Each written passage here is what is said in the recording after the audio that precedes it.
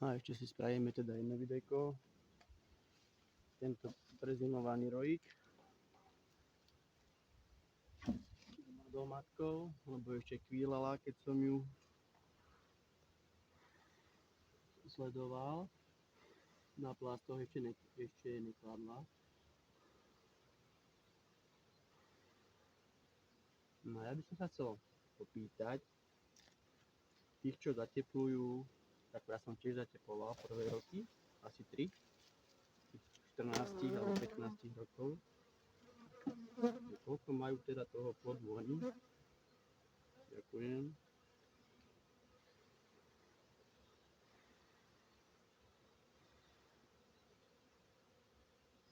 A koľko mám toho plodu ja, keď zateplujem. Keď včely to zateplovanie nepotrebujú. Toto je komorovačka z minulého roku. Toto je ten spodok, čo som hovoril. Keby to bol na vrchu, už to odtrhajú. Hej. Oni sa toho plastu chcú zbaviť, ale vydrží to vyše roka.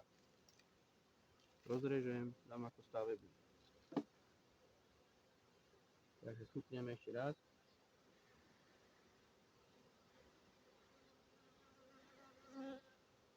Ale keď tak sa na to dívam, tak to pôjde matka do výmeny. Aj keď je mladá, ale osy nepotrebujeme, jak sa povie. Je to fakt nepríjemné. A včely nenávidia tieto gumičky. To bol čert dlžný, kto to vymyslel.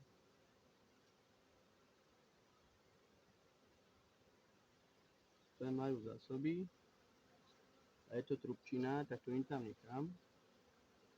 Nech ju matka zakladie. A prečo mi ju tam nechám, tú trubčinu?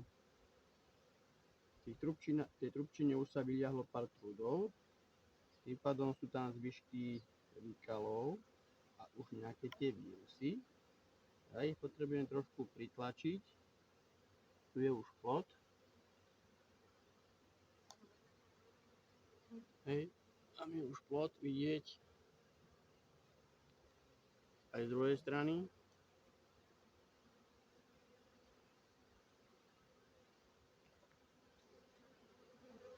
Dúfam, že to bude vidieť. A to je hneď druhý rámik.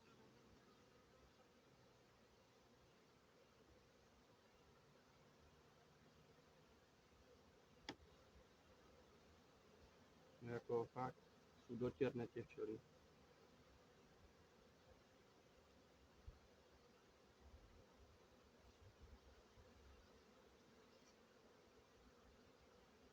Tu už majú krásne telesá. Hej, tam je trošku trubčiny, lebo to bol škaredý rámik. Z druhej strany je to veľa krajšie. Už sú aj prvý trúdi venku. Tu si môžeme pozrieť prvého trúda. Dúfam, že ho zbadáte. Hej, chlpatáriť. Veľké oči.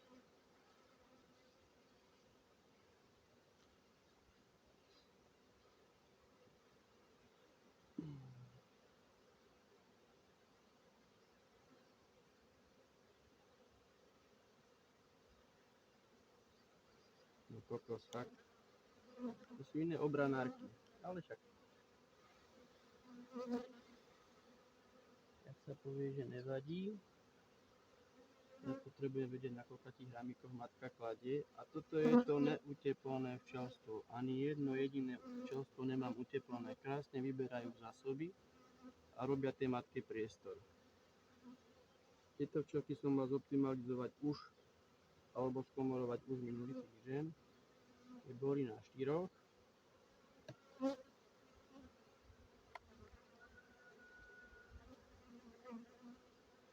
Proste matka varí doslova na všetkých rybníkoch, fakt. Ale tie včely sú neskutočné ostré. Ako nemám na takéto včelky. Žihadielko sem tam privítam.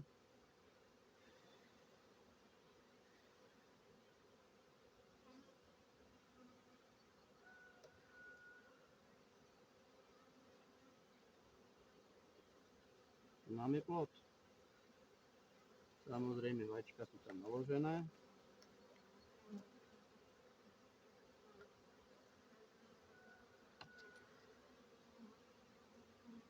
predpokladám, že toto už asi plod nebude. To už je krycia perga. Takže dáme iba jednu komorovačku a dáme obidve. Takže vyťahneme si aj tú starú. Ako zle sa s tými včelkami robí, keď sú také pichlavejšie. Ale tu môžem aspoň demonštrovať rozdiel v zateplenom a nezateplenom úri. Toto je zateplený, hej, jednotka alebo dvojka polystyrén. Ale ak sa povie nič moc, teraz ich len optimalizujeme. Tie včely si vedia vystačiť. Raz, dva, tri, 4, 5. Hej, toto bola záloha. To je ten trubčí. A tá trubčina už má tiež založené vajca. Ako ja sa pošmolkujem, čo dokáže spraviť bielkovinový. Hej, dúfam, že tam tie vajčka vidieť je.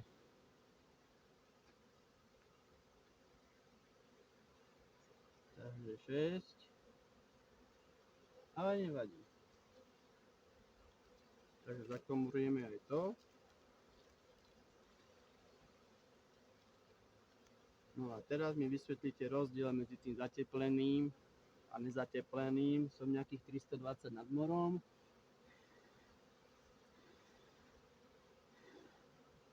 Ešte im dáme roztok. Tie bambulky počkajte.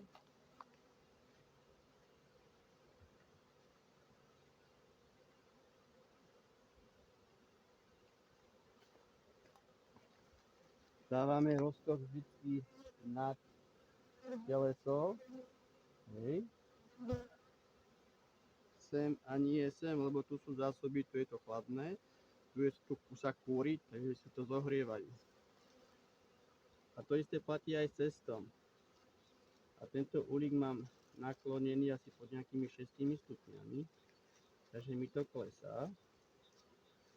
To vykučíme. Je to naklonené, hovorím, možno 10 stupňov. Budeme musieť presunúť kúsek ďalej. A prečo komorujeme? Význam brínových prepážiek je taký, že tieto včielky, čo sú v týchto dvoch rámikoch, v tomto priestore, sami stiahnu všetko sem na plod. Sem budú chodiť iba na návštevu pre pergu a pre glycidy. Tí glycid tu majú dosť, ale nerozkrabávam.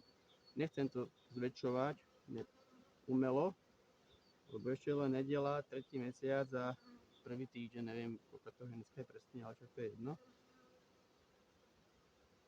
Proste dostať včielky sem, za blínové prepážky, komorovačky sú na trhu pánom Blinom už vyše 100 rokov. Hej. Takže žiadna novinka. A nezateplujem. Celý rok sú včielky bez zateplenia, tým pádom sú viacej kumáči, viacej stiahnuté, obmedzuje matku na kladení, ale jakmile sa to rozchová, tým mladý pod, tak automaticky sa rozťahujú. Ešte si ich trošku puknem a ja myslím, že to bude všetko pre včelári Hlava. Ahojte.